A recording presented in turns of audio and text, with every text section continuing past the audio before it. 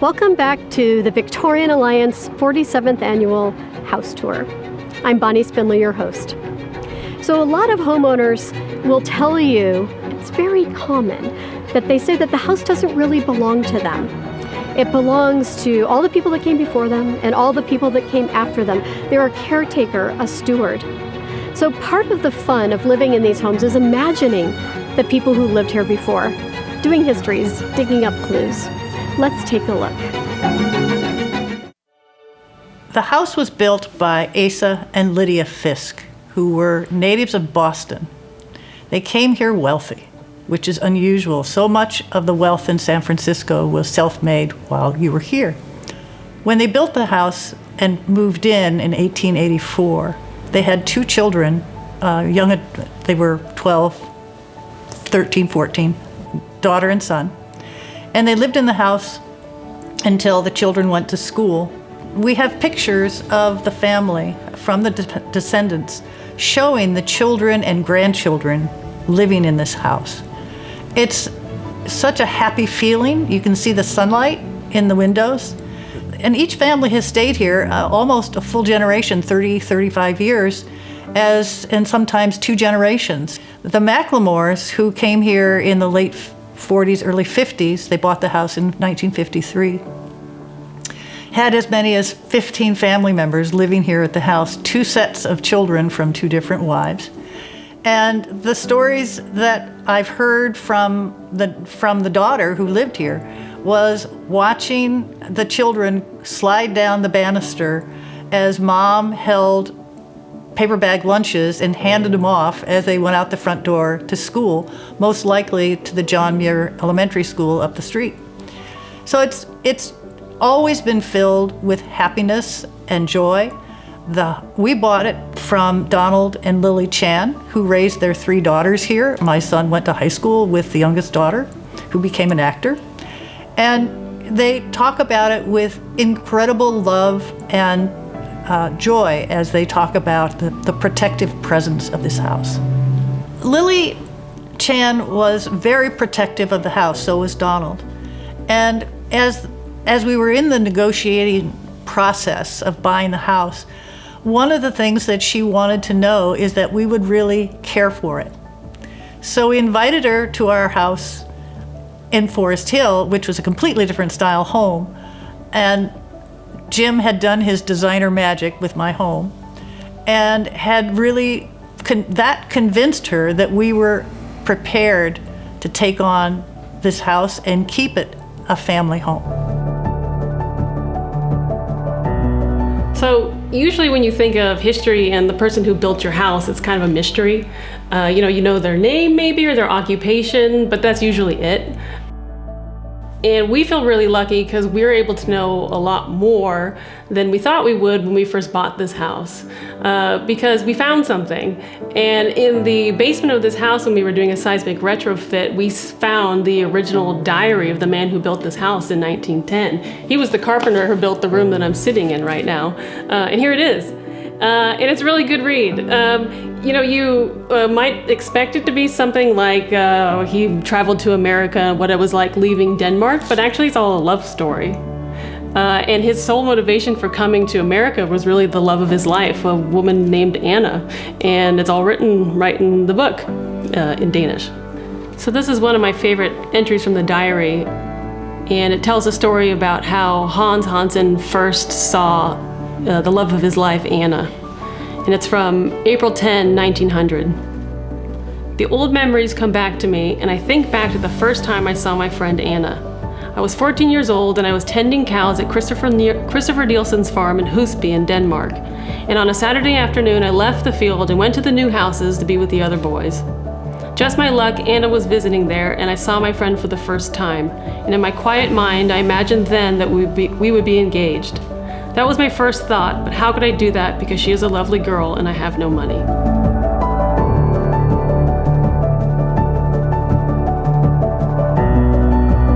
So we're looking at a mural in a San Francisco residence. These types of historic murals are both common and somewhat uncommon. We do know from the historical record and from looking at residences that still exist today that a number of architects and early property developers in San Francisco worked with local artisans to create murals in residential properties.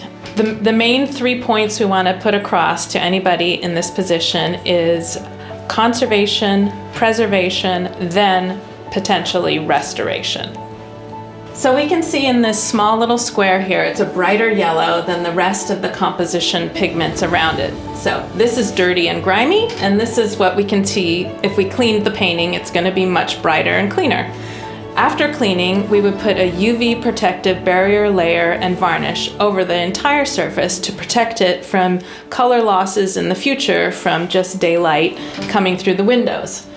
If we have other areas of loss in any mural where we need to in-paint, we'd use watercolors to match the original pigments after cleaning, and then again put another UV protective layer over the surface to prevent color loss, bleaching, and fading.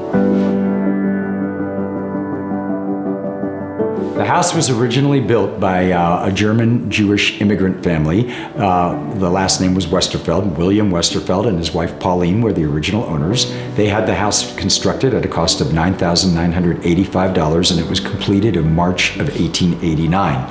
They lived here with their 4 children until 1895, where there was a very untimely passing of Mr. Westerfeld. Now, I was very blessed to have known his granddaughter. She was a native San Franciscan named Juanita Westerfeld Benson. She grew up on Pine Street in the house that she was born and raised in, and she lived a long life into her 80s. I had about a 15-year friendship with her from the time I bought the house until her passing, and she filled me in completely on history of the house and her family's history. When she passed away, she left me photographs of her family so that I could share the family's wealth of knowledge and what they have done for San Francisco with everybody. After the Russians had left the house in the late 1940s, the house was divided into a 14-unit apartment building. It attracted a large number of African-American jazz musicians, as Fillmore Street was the Harlem of the West. They used the ballroom downstairs for nightly jam sessions, and some very famous people lived here in the time. Hugh Masekela, Art Lewis, and John Handy all lived in the house at times. And they would bring all very famous people over from Fillmore Street jazz clubs to play here in the house late at night. That brought in the late 1950s, a group of beatniks that started moving into the rooms because they liked the jazz scene here. By the early 1960s, the beatnik era had evolved into the birth of the Haight-Ashbury and the hippie movement. This home became the first commune in the city for a commune called the Calliope Company, in which Ken Kesey was a member of. They moved out in 1966, and the house became taken over by a famous underground filmmaker, Kenneth Anger, who was also a practicing Satan worshiper. He conducted rituals here with Anton LaVey, head of the Church of Satan, who did bring his baby lion to the house. We have photographs of the lion in the house. And they also attracted members of the Manson family. We were actually in the former bedroom of Bobby Beausoleil, the first Manson member arrested for murder in 1969. I also grew up in the Haight-Ashbury as a young kid, and I was exposed to the hippie scene at a very early age. I collected a lot of the memorabilia for it because it was very exciting and intriguing for me. It also touched my heart as much as Victorians did. So today I have a room up in the house of artifacts I collected in the Haight-Ashbury during the Summer of Love of 1967. And I left one room of this house as it might have looked in the 1960s when this was a hippie commune with 50 hippies living in it.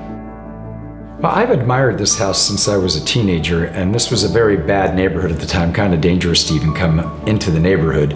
But I would venture here and take photographs of the house, and it was on my mind that I wanted to buy a Victorian mansion.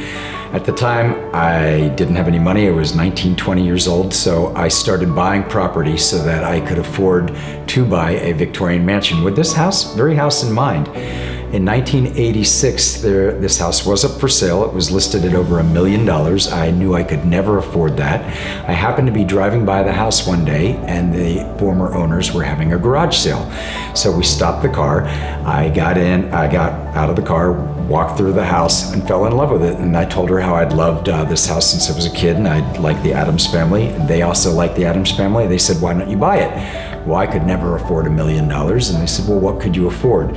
So we sat down in the back parlor and figured out, at that time I owned several other properties in the city, and we figured out that if I did list all of those for sale, I could afford to buy this one, and that is exactly what I did. I listed all of the other properties I owned in San Francisco at the time, and ended up buying this house in 1986 at a cost of $750,000.